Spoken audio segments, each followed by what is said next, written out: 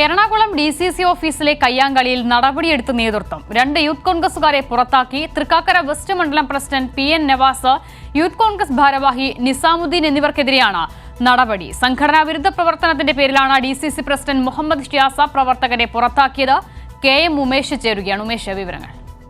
Thrikkakara east മണ്ഡലം പ്രസിഡന്റിനെ മാറ്റി മറ്റൊരാളെ എ ഗ്രൂപ്പുകാരനായ MS അനിൽകുമാറിനെ തൃക്കാക്കര ഈസ്റ്റ് മണ്ഡലം പ്രസിഡന്റ് സ്ഥാനത്ത് നിന്ന് നീക്കി മറ്റൊരാളെ നിയമിച്ചതിൽ പ്രതിഷേധം അറിയിച്ച് കഴിഞ്ഞ ബുധനാഴ്ചയാണ് ഉമാ തോമസ് MLA നേതൃത്വത്തിൽ എ ഗ്രൂപ്പ് നേതാക്കൾ മുഹമ്മദ് ഷിയാസിനെ കാണാൻ DCC ഓഫീസിലെത്തിയത്.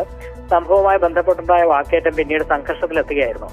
MLAക്കൊപ്പം എത്തിയവർ DCC പ്രസിഡന്റ് മുഹമ്മദ് ഷിയാസിനെ കയ്യേറ്റം ചെയ്യാൻ ശ്രമിക്കുകയും ചെയ്തിരുന്നു. ഇതേ തുടർന്നാണ് ഈ സംഭവത്തിൽ ഉൾപ്പെട്ട 2 യൂത്ത് കോൺഗ്രസ് നേതാക്കളെ പാർട്ടിയിൽ നിന്ന് DCC പ്രസിഡന്റ് പുറത്താക്കിയത്.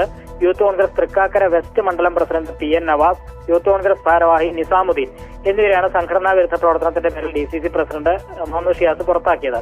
എ ഗ്രൂപ്പുകാരനായ അനിലിനെ മാറ്റി I ഗ്രൂപ്പുകാരനായ ബാബു ആന്റണിയെ നിയമിച്ചത് ഷിയാസ് ന്യായീകരിച്ചതിനെ തുടർന്നായിരുന്നു നേരത്തെ കയ്യാങ്കളി ഉണ്ടായത്.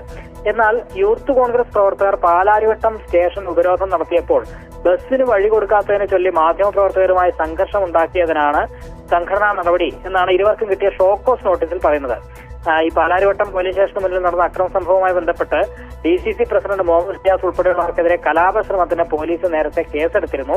ഈ നവകേരള സദസ്സിന്റെ സമാപനം അലങ്കോലപ്പെടുത്താൻ പാലാരിവട്ടം പോലീസ് സ്റ്റേഷന് മുന്നിൽ DCC പ്രസിഡന്റ് നേതൃത്വത്തിൽ കലാപശ്രമം നടന്നു എന്നതിനൊരു തെളിവായി കൂടി മാറുകയാണ് ഇപ്പോൾ ഈ യൂത്ത് കോൺഗ്രസുകാർക്ക് DCC പ്രസിഡന്റ് നൽകിയ പുറത്താക്കൽ നോട്ടീസ്.